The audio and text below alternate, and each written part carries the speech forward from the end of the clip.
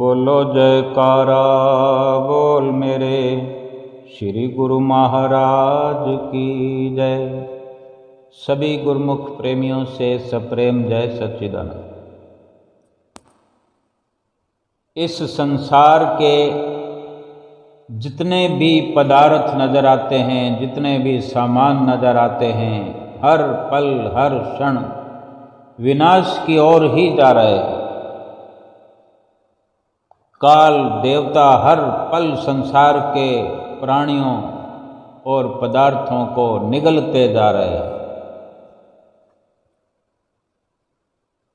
उनका जो कार्य है वो यही है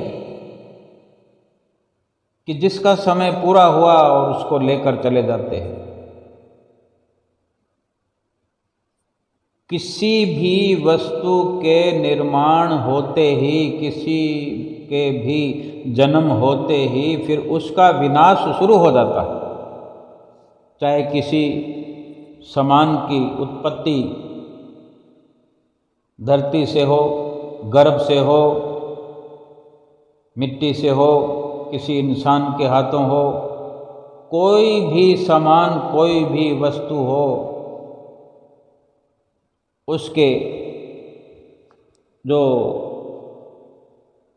आगमन का जो नज़ारा है, एक बार देख लिया, उसके जो खुशी है एक बार उसके आने की, उसकी बनने की, उसके प्राप्त होने की हो गई, फिर वो जो उसका नयापन है फिर पुराना होना शुरू हो जाता है उसी क्षण से। और जो प्रारंभ उसका हुआ है, प्रारंभ होने के पश्चात तुरंत ही विनाश का समय शुरू हो जाता है। निर्माण होते ही उसका विनाश आरंभ।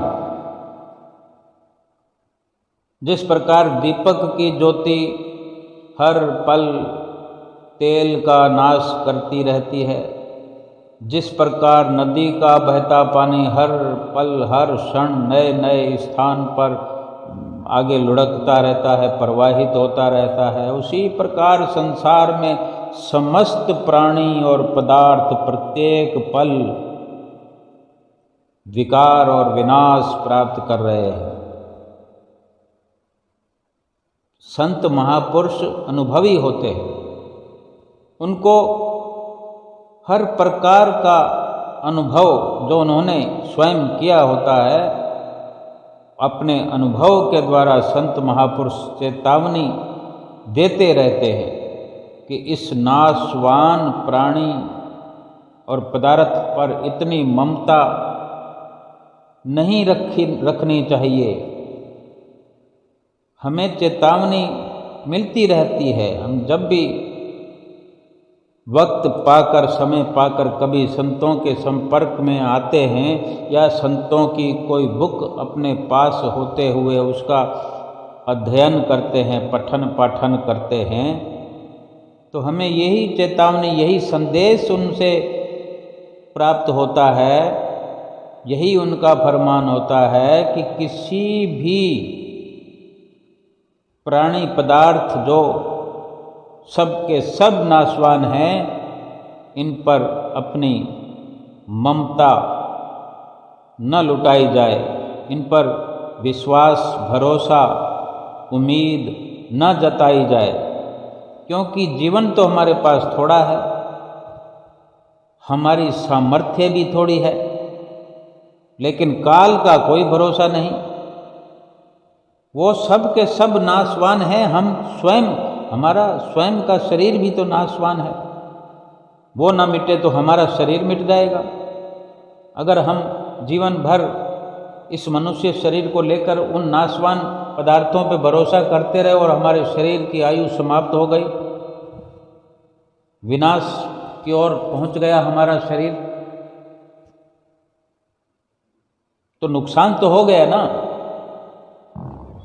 शरीर कोई भी हो, अपना स्वयं का क्यों ना हो, सब के सब नाशवान हैं।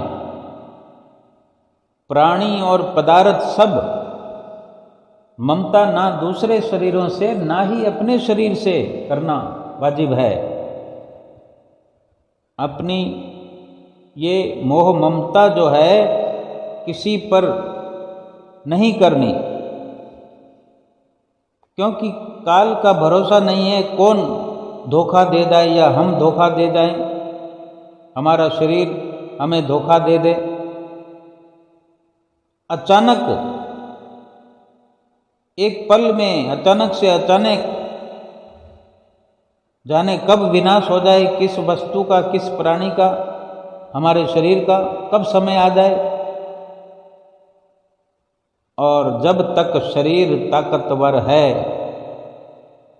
तब तक कमर कस कर के उस ताकत का इस्तेमाल करते हुए भगवान की भक्ति करते चले, परोपकार करते चलें, सदाचार में रहें, भक्ति, परोपकार, ध्यान आदि अपने आप को तैयार किए हुए रखें और लगाए रखें।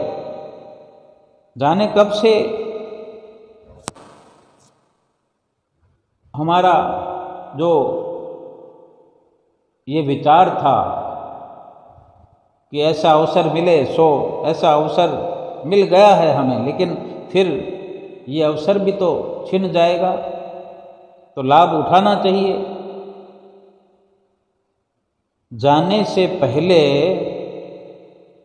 अपने शरीर के विनाश से पहले क्यों ना हम भगवान को अपना बनाकर भगवान की अनन्यता प्राप्त कर लें, पूर्ण रूपेण शरणागति हम प्राप्त कर लें, पूर्ण संपूर्ण समर्पित अपने आप को कर दें। और ऐसा अगर कर पाए हम, तो सतगुरु परमेश्वर हमारे भीतर ही, हमारे सामने ही प्रकट होकर के हमें स्वीकार कर लें, हमें अपनाकर, हमारा हाथ पकड़कर अपना बना लें। और फिर इसी प्रकार हम जीवन भर, जब तक ये शरीर है, ये श्वास हैं, इसी प्रकार से उसके नाम में, उसकी भक्ति में, उसके ध्यान में, उसके दर्शन में लीन होकर रहें। फिर तो विनाश संभव ही नहीं, क्योंकि अविनाशी का साथ मिल गया, फिर विनाश कैसा। जो बनाने वाला है वही अपना हो गया, उसी को अपना बना लिया, तो फिर बिगाड़ेगा कौन हमें। जो बनाने वाला मिल गया है, जब बनाने वाले ने हमें अपना लिया है, तो मिटाएगा कौन। जिसको बनाने वाले का साथ मिल गया उसको कोई मिटा नहीं सकता। परोपकार के कार्य जीवन में करते रहें, अपने लिए शांत वातावरण, एकांत वातावरण खोजते रहें, प्राप्ति हो जाएगी। और इस प्रकार हमारी जो सोच है भगवान से मिल जाए। हम अपनी इज्जत, अपनी प्रशंसा, अपना मान, अपना सम्मान क्यों अलग से चाहना करते रहें कि मेरा मान हो जाए, मेरा सम्मान हो जाए, मेरी बड़ाई हो जाए, मेरी प्रशंसा हो जाए, लोग मुझे इज्जत से देखें, मेरी इज्जत करें। क्यों नहीं हम ये शब्द दूसरों के लिए इस्तेमाल करें। खुद की प्रशंसा सुनने की ख्वाहिश समाप्त कर दें, क्योंकि हम अलग होकर रहें ही ना। जिसको सतगुरु की, जिसको भगवान की शरण मिल गई हो, जिसने अपना समर्पण कर दिया हो, फिर उसको अलग की ज़रूरत ही नहीं पड़ेगी, अलग से हमारी प्रशंसा हो। ये तब तक होता है जब सतगुरु की, भगवान की शरण भीतर से महसूस नहीं होती। और जब तक ऐसा नहीं होता तो फिर ये संभव नहीं होता कि हम अपनी प्रशंसा का ख्याल हटा दें। लेकिन जब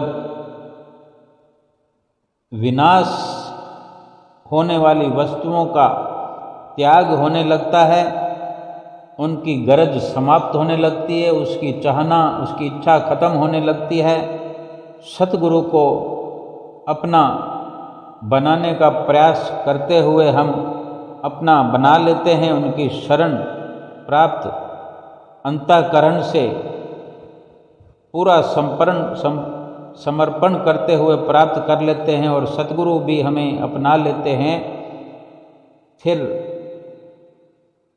अपनी प्रशंसा की ज़रूरत खत्म। जब तक अलग होकर रहते हैं तभी अलग अलग व्यवस्था की ज़रूरत पड़ती है। जब किसी के साथ मिल जाया करते हैं तो फिर दो का भेद समाप्त हो जाता है, फिर एकता होने लगती है और फिर एकता का जो लाभ है वो मिलने लगता है। ये महत्वपूर्ण फिर नहीं रहता कि हम अपनी प्रशंसा कराएं। हमारे भीतर ये ख्याल नहीं आता कि कोई मेरी इज्जत करे, कोई मेरी प्रशंसा करे, तारीफ करे। फिर दूसरों के लिए प्रशंसा के बोल निकलने लगते हैं। अगर खुद की हमारी कोई प्रशंसा करता भी है तो हम समझते हैं कि ये तो मेरे प्रभु की, मेरे सतगुरु की प्रशंसा है। उसके लिए विशेष खुशी महसूस नहीं होती हमें, क्योंकि मेरी समाप्त हो गई है। लेकिन ये अवश्य विचार बनने शुरू हो जाते हैं कि दूसरों की प्रशंसा हम करते हैं, फिर कोई ऐसा अवसर नहीं चूकते। फिर स्वयं की प्रशंसा सुनने से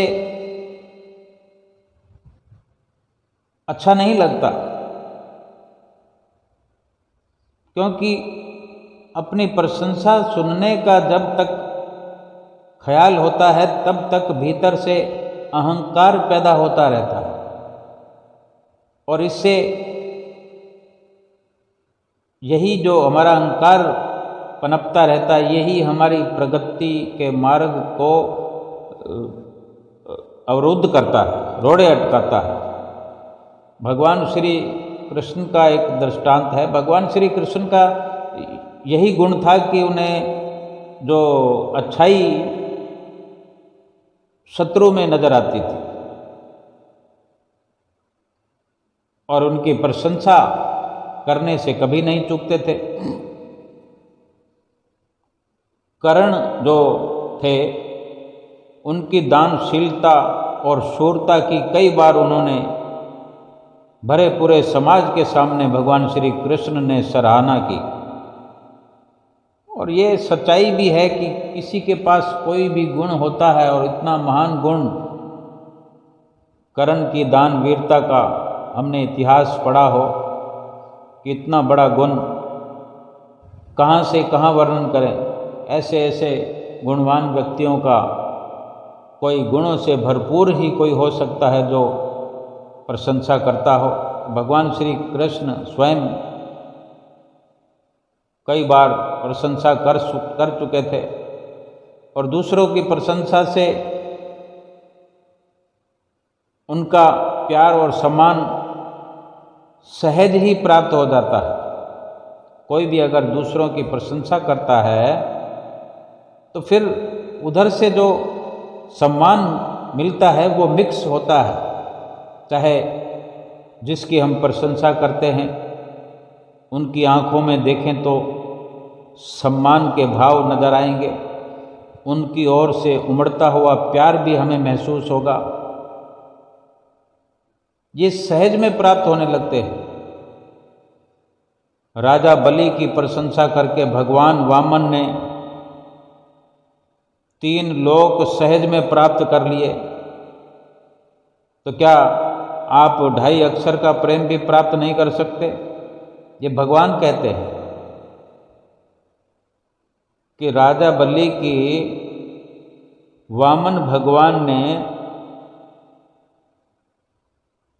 3 लोक प्रशंसा करके प्राप्त कर लिए, नाप लिए।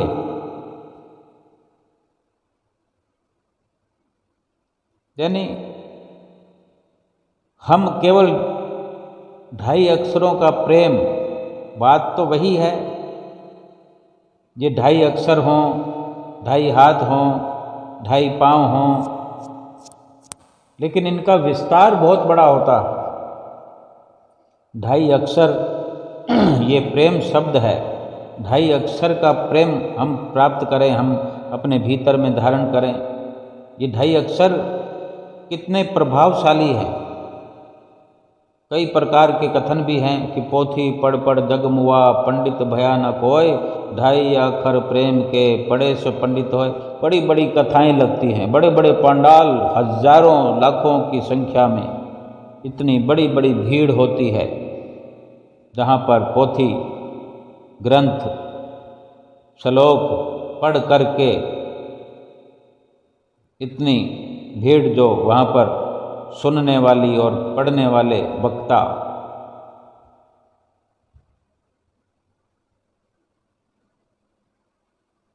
यानी ये सार ग्रंथों का है कि उस ग्रंथ को पढ़कर भी अगर 2.5 अक्षर का प्रेम नहीं हुआ तो फिर पोथी पढ़ने का लाभ तो कुछ भी नहीं। पोथी पढ़ पढ़ जग मुआ, पंडित भया न कोय, 2.5 अक्षर प्रेम के पढ़े सो पंडित होए। कि भगवान से वो प्रेम करना है, भगवान की पोथी पढ़ ली, भगवान का ग्रंथ पूरा पढ़ लिया, उनका गुणगान कर लिया, उनकी महिमा को गा लिया, सभी दृष्टांत पढ़ लिए, सुन लिए, लेकिन प्रेम 2.5 अक्षर का हमारे भीतर से जागृत नहीं हुआ उस भगवान के प्रति, तो पोथी पढ़ने से क्या लाभ हुआ? न होगा कभी कलेश मन को तुम्हारे, जो अपनी बड़ाई से बचते रहोगे। चढ़ोगे सभी के हृदय पर सदा तुम, जो अभिमान गिरी से उतरते रहोगे। अगर अभिमान के पहाड़ से नीचे उतरे हुए रहोगे, ये संदेश है महापुरुषों का। फरमाते हैं कि अगर अहंकार के पहाड़ पर चढ़ने से बचे रहोगे, अहंकार के पहाड़ पर नहीं चढ़ोगे, नीचे खड़े रहोगे, जमीन पर खड़े रहोगे, भूतल पर, धरातल पर रहोगे, तो सबके दिलों में चढ़ जाओगे, दिलों की चढ़ाइयों पर चढ़ जाओगे। चढ़ोगे सभी के हृदय पर सदा तुम, जो अभिमान गिरी से उतरते रहोगे। अहंकार ऐसा नहीं है कि आता नहीं, आता है, लेकिन उसको हावी नहीं होने देना है। फिर तो सारे कलेश मिट जाएंगे, कभी कलेशों से सामना ही नहीं होगा। नहीं होगा कभी कलेश मन को तुम्हारे, जो अपनी बड़ाई से बचते रहोगे। अगर बड़ाई की ख्वाहिश को छोड़ दोगे तो फिर मन में कभी कोई कलेश होगा ही नहीं। कितने सुंदर विचारों से संत महापुरुष हमें समझाते हैं, कितने सुंदर विचारों से हमारा जीवन बदलने का प्रयास करते हैं। वास्तविकता यही है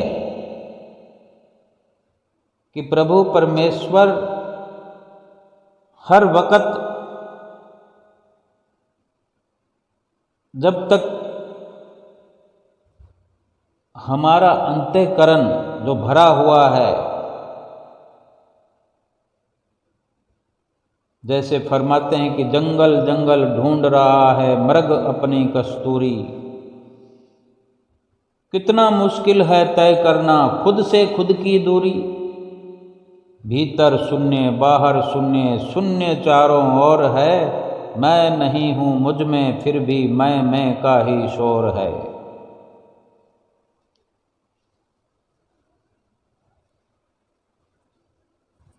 जिस तरह जंगल में भरपूर अपनी ऊर्जा को लगा करके अपनी ताकत को समाप्त करता हुआ हिरण कस्तूरी ढूंढता फिरता है, यानी अपनी कस्तूरी तक खुद नहीं पहुंच सकता, दूसरे पहुंच जाते हैं। जो इंसान कस्तूरी को चाहने वाले वो हिरण तक पहुंच जाते हैं, और हिरण खुद अपने ही नाभि में कस्तूरी होने का जिसे ज्ञान नहीं है वो नहीं पहुंच सकता। यानी कितना मुश्किल है, हम खुद की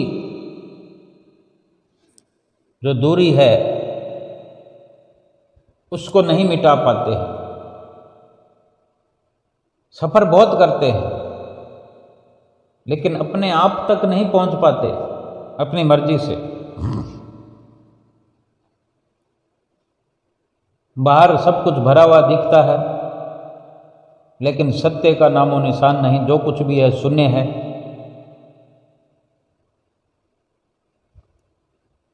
भीतर शून्य बाहर शून्य, शून्य चारों ओर है, मैं नहीं हूं मुझ में फिर भी मैं का शोर है।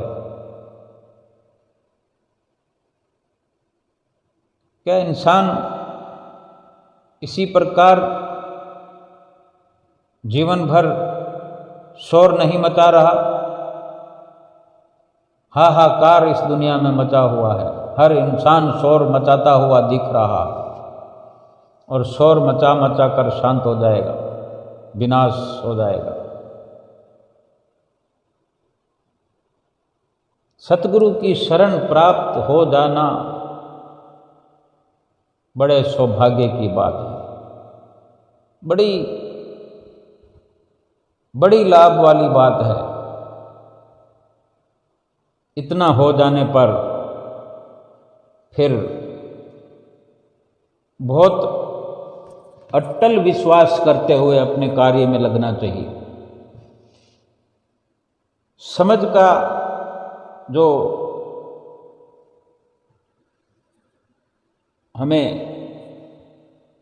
हम समझदार हैं, हम इंसान हैं,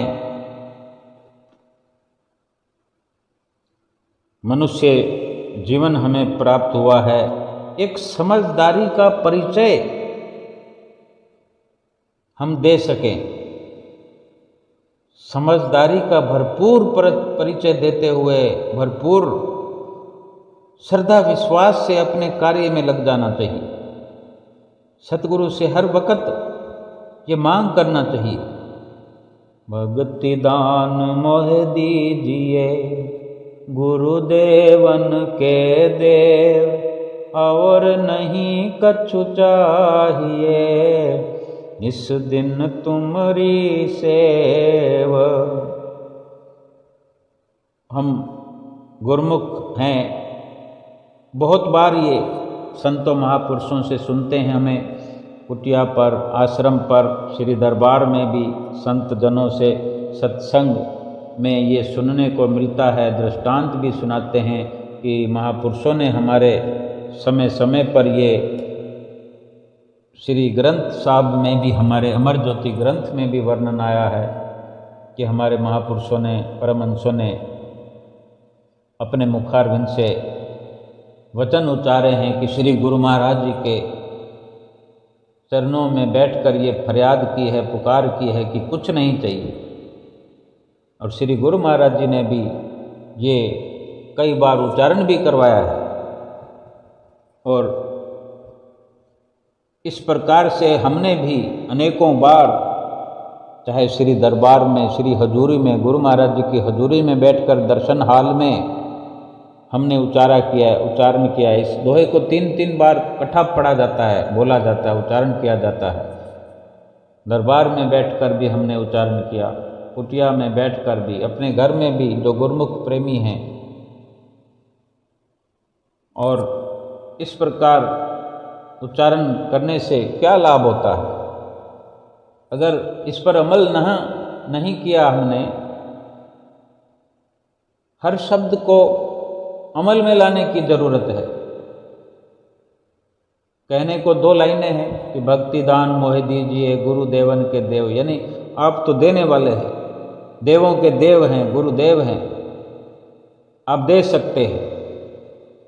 तो दे तो वो बहुत कुछ सकते हैं, सृष्टि रचयिता हैं, संसार बनाने वाले हैं, लेकिन भक्ति दान ही क्यों मांग करते हैं और भक्ति दान मांगना ही सिखाते हैं, और बाकी किसी भी वस्तु के लिए मनाही मांगने वाले ने की है कि और कछु नहीं चाहिए, बस निस्दिन तुम्हारी सेवा का अवसर मिले, क्योंकि इसमें तृप्ति है, इसमें निश्चिंतता है। अगर ये प्राप्त हो जाए, ये वरदान मिल जाए भक्ति का, भक्ति दान मोहे दीजिए गुरुदेवन के देव, बाकी सब वस्तुओं को प्राप्त करके भी लाभ नहीं है कुछ। क्या हमारी समझ में आ गया? क्या हमने समझ लिया? और समझते हुए क्या हमारी इस प्रकार से चित्तवृत्तियों में ये बस गया ये शब्द कि भगवान से, सतगुरु से किसी भी वस्तु की मांग नहीं करनी?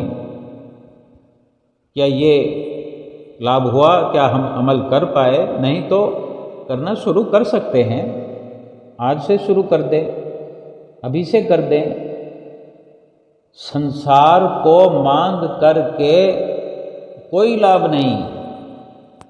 जब कोई वस्तु संसार की साथ देने वाली है नहीं, सब वस्तुएं विनाश की ओर जा रही हैं, उनको मांग कर फिर क्या हम विनाश वाली वस्तुओं के पीछे हम नहीं चले जाएंगे? क्यों विनाश वाली वस्तुओं को मांगना और विनाश वाली वस्तुओं को मांगकर फिर उसी के पीछे चल पड़ना? फिर हमारा जीवन भी तो विनाश की ओर चल पड़ेगा। अव्वल तो किसी एक वस्तु की मांग करने से तृप्ति होगी नहीं। झूठी वस्तुओं की, विनाश वाली वस्तुओं की ये बहुत बड़ी खूबी है कि फिर अपने एक तक सीमित रखते नहीं मांगने वाले को। एक वस्तु की मांग की नहीं कि फिर वहाँ से दिल मन उपराम हो जाता है, फिर किसी और वस्तु में आंखें गड़ जाती है, किसी और वस्तु को मांगने की कवायद शुरू हो जाती है, फिर वो वस्तु मिली नहीं कि फिर दूसरे की ओर, ऐसे चलता रहता है ये सिलसिला। तो फिर जीवन पर्यंत फिर इंसान यही सब करता रहे। और सतगुरु से तो फिर ये अगर मांग रखें तो फिर मिल थोड़ी जाएंगी। सतगुरु तो सिखाने आए हैं, हमें बचाने आए हैं, हमें लाभ के रास्ते पर चलाने आए हैं, इसलिए वो समझाते हैं, हमें जतलाते हैं। यूं ही नहीं अपने संदेशों में हर समय इन वचनों को लिखवाते हैं कि भक्ति दान मोहे दीजिए गुरुदेवन के देव। इसी प्रकार से हमें भी ये रटवाते हैं, उच्चारण करवाते हैं कि ये शब्द जो है अपने हृदय में धारण करो, अपने हृदय में बसा लो। क्या? कि भक्ति दान मोहे दीजिए गुरुदेवन के देव, और कछु नहीं चाहिए निस दिन तुमरी सेव।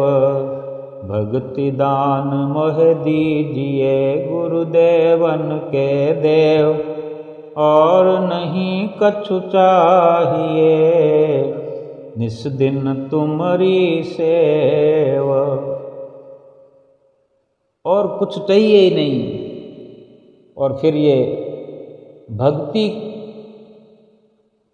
जो हम मांगते हैं और भक्ति मिल जाए, तो भक्ति की ये विशेषता है, खूबी है कि फिर और किसी नाश होने वाली वस्तु की तमन्ना ही बाकी नहीं रहती। वो दिखते ही उसका असर नजर आता है, उसकी विनाशता नजर आने लगती कि अरे ये तो विनाश होने वाली वस्तु है, इसका क्या करना। सतगुरु हमारे लिए इतना करते हैं, हर सही और गलत की पहचान बताते हैं। गुरुमुख प्रेमी अपने सतगुरु से अपने सतगुरु के आगे अपनी भावना प्रकट करते हैं, ए मेरे प्यारे सतगुरु, ऐ मेरे प्यारे सतगुरु, मैं तो कुछ भी नहीं तेरे बिन, तू तो सार है मेरी कहानी का, तेरा वजूद समंदर से भी बड़ा है, मैं तो बस कतरा हूँ पानी का। कितनी बड़ी सत्यता है, कितनी बड़ी सच्चाई है अगर हम समझ पाएं। रोज नित्य प्रति जब जब भी सत्संग प्रवचन हम सुनते हैं और भी अच्छी अच्छी पोथियों का हम पठन पाठन करते हैं तो सुंदर सुंदर शब्द जो उच्चारण करते हैं, गुरुर ब्रह्मा गुरुर विष्णु गुरुर देवो महेश्वरा गुरु साक्षात परम ब्रह्म तस्मै श्री गुरुदेवो नमः।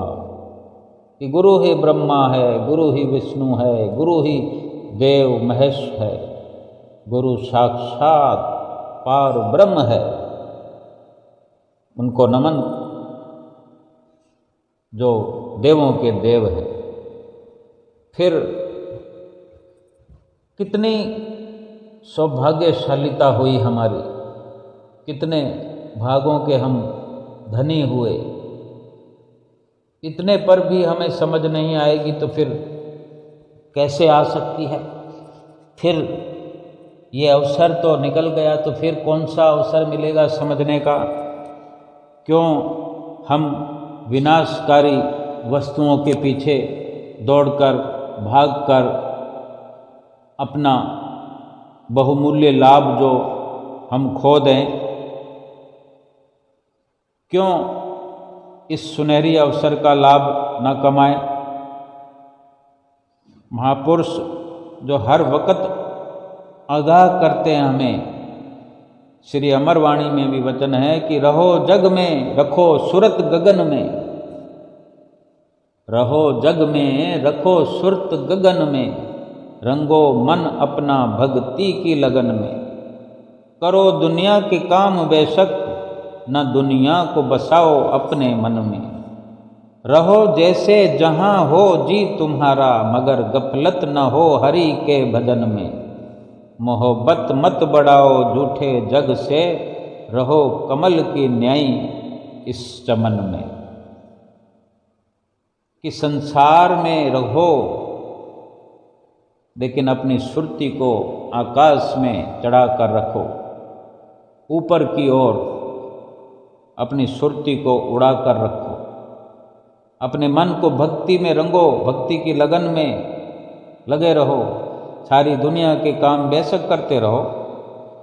कभी संतों महापुरुषों ने अपने प्रवचनों में, अपने सत्संग में कभी ऐसा नहीं हमें फरमाया कि दुनिया के काम ना करो, अपने बाल बच्चों का लालन पालन पोषण न करो, उनको बड़ा न करो, उनके साथ प्रेम प्यार न करो, व्यवहार न करो, दुनिया में रहकर दुनिया वालों से व्यवहार न करो, दुकानदारी कमाई रुपया पैसा न कमाओ। संसार झूठा है, धन झूठा है, परिवार झूठा है, लेकिन उनमें रहने के लिए, कमाने खाने के लिए कभी मना तो नहीं किया। वो शारीरिक रिश्ते हैं, शारीरिक संबंध है, धन पदार्थ सब शरीर के काम आने वाले हैं, शरीर के काम में लगाओ। करो दुनिया के काम बेशक ना दुनिया को बसाओ अपने मन में, काम धंधा बेशक करो लेकिन उसी दुनिया को अपने भीतर जगह नहीं देनी है। और जैसे रहो, जहाँ भी रहो, भगवान के भजन में, भगवान की भक्ति में गफलत नहीं करनी है। और असली मोहब्बत जो प्रभु से करनी है, भगवान से करनी है, वो झूठे जग से वो मोहब्बत न कर बैठना। तभी इस संसार रूपी बगीचे में कमल की तरह हम रह सकते हैं। ये संतों के परोपकारी वचन है, परमार्थिक वचन है। मोहब्बत मत बढ़ाओ झूठे जग से, रहो कमल की तरह इस चमन में। तो हम ये विचार करें कि हमारे लिए ये कितना महापुरुषों के जो वचन हैं हमारे लिए कितने सार्थक हैं, कितने लाभकारी हैं। अगर लाभकारी हैं तो फिर हमें गौर करना चाहिए, विचार करना चाहिए कि जब हमारे लिए इतना हमारे सतगुरुदेव भगवान इतनी चिंता हमारे लिए करते हैं, हम क्यों चिंता करें फिर अपनी। बल्कि गुरुमुख का तो ये ख्याल होना चाहिए कि माना कि किस्मत पे मेरा कोई जोर नहीं, पर ये सच है सतगुरु जी मेरी श्रद्धा भी कमज़ोर नहीं। भक्त तुम्हारे लाखों होंगे मेरे सतगुरु जी, मगर मेरी सांसों में तेरे सिवा कोई और नहीं। इस प्रकार से अगर हमारा ख्याल बना रहे तो सोचो कितनी प्रसन्नता सतगुरु की हम पर बरसेगी, कितना सतगुरु जी हम पर प्यार लुटाएंगे, कितना उनको अच्छा लगेगा कि हमारे गुरुमुख प्रेमी केवल और केवल हमारा ध्यान धर कर जीते हैं।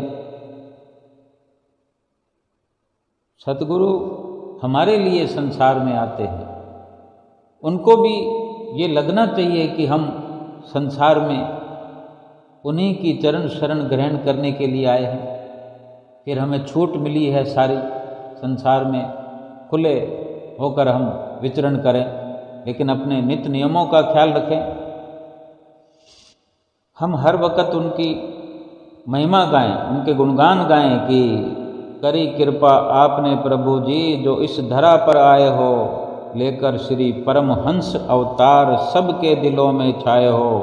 बरसाते हो आप ही हम पर हर पल रहमत की बरसातें, आप ही हो प्रभु हमारे और आप ही इस जगत में संत रूप धर भगवान बन कर आए हो। विश्वास हमें हो गया कि हमारे सतगुरु ही स्वयं पार ब्रह्म परमेश्वर हैं, भगवान हैं। ऐसा अनन्य विश्वास हम अपने भीतर भरकर अपने सतगुरु से हर वक्त भक्ति की मांग करें, भक्ति की चाहना करें, भक्ति को अपने भीतर भरपूर करने के लिए हर वक्त सतगुरु की याद बनाए रखें, सतगुरु से नज़दीकी बनाए रखें। अपना कुछ अलग से रखना ही नहीं है। सोचो जरा, अगर हमारी कोई जिम्मेवारी ले लेता है कि तुम्हें कुछ करने की ज़रूरत नहीं है, तुम बस इतना कर दो, बाकी सब मैं संभाल लूँगा। संसार में भी हम देखते हैं, अगर हमें कोई निश्चिंत करता है,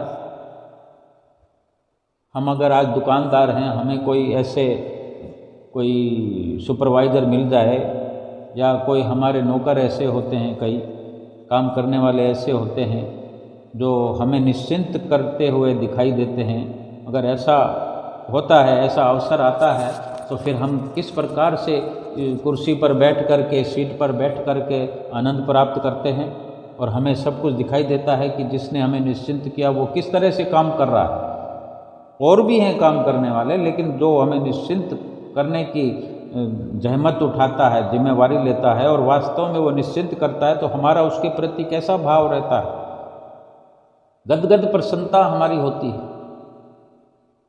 और फिर अगर किसी नौकर को, काम करने वाले को सेठ कह दे कि तुम्हें चिंता करने की ज़रूरत नहीं है, तुम बस ये काम करते जाओ, बाकी तुम्हारे घर की, बाहर की सब जिम्मेदारी मेरी है, तो फिर उस नौकर को क्या करना चाहिए?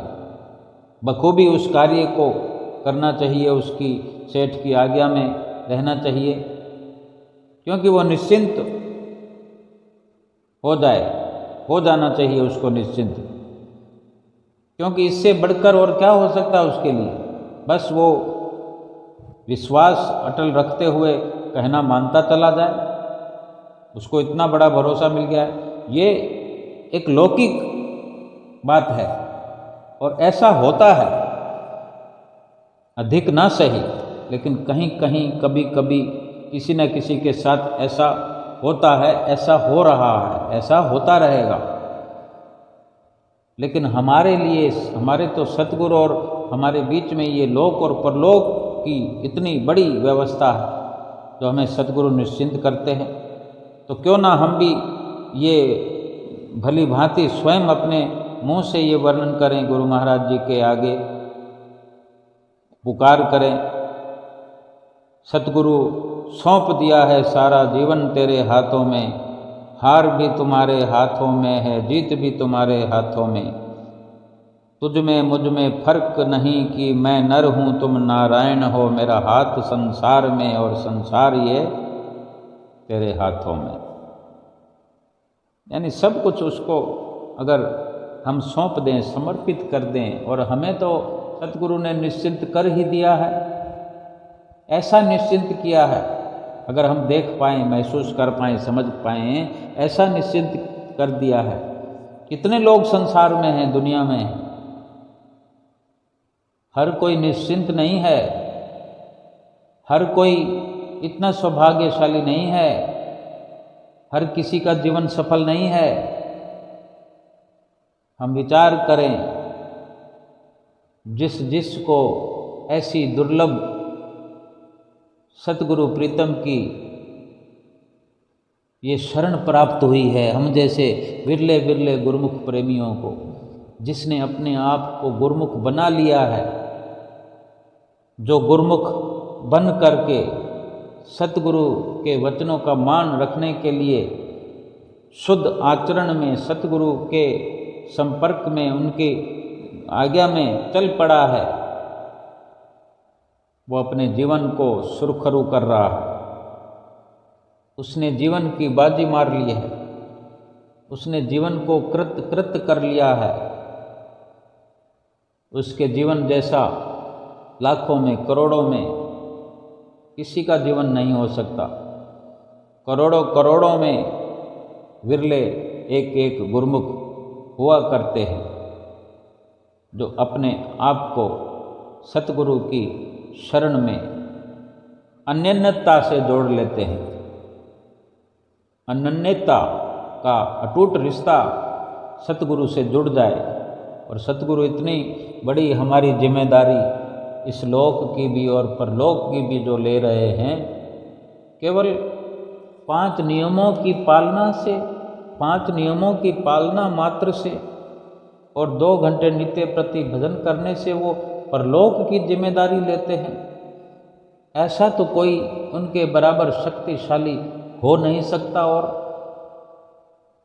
कहीं कोई हो नहीं सकता। ग्रंथों में, शास्त्रों में ढूंढ कर हम देख लें, कोई सतगुरु जैसा कोई परम हितैषी और हमारा नहीं हो सकता।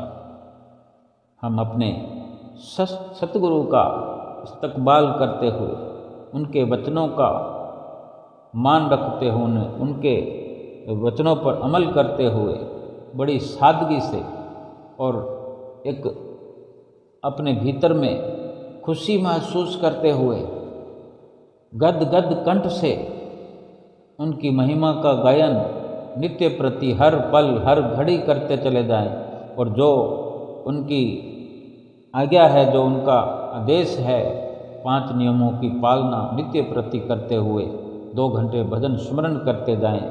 और फरमान भी है कि 5 नियम की पालना जो करते श्रद्धाधार, लोक और परलोक के सतगुरु जिम्मेदार। ये तो कितने आनंद की बात है। इससे बढ़कर लाभ एक गुरुमुख के जीवन में और क्या हो सकता है। संसारिक खजानों को प्राप्त करके भी जो कि यहाँ छोड़कर जाना है, कोई लाभ नहीं होगा। और सतगुरु के चरणों से जो भक्ति नसीब हो रही है, होती रहेगी, जो लोक परलोक में हमारे सहाय होने वाली है, कभी हमको एक पल के लिए भी दुखी होने नहीं देती, विचलित होने नहीं देती, हमको दुखी नहीं होने देती। ऐसी भक्ति भरपूर हमारे भीतर होती रहे और सतगुरु का भरपूर आशीर्वाद प्राप्त होता रहे। सतगुरु की दया मेहर हम पर हर वक्त बरसती रहे, दया की बरसात हम पर हर वक्त बरसती रहे और हम भीगते रहें ऐसी सुंदर और भक्ति रूपी बरसात में, और अपना जीवन सुखी करते रहें। बोलो जयकारा बोल मेरे श्री गुरु महाराज की जय।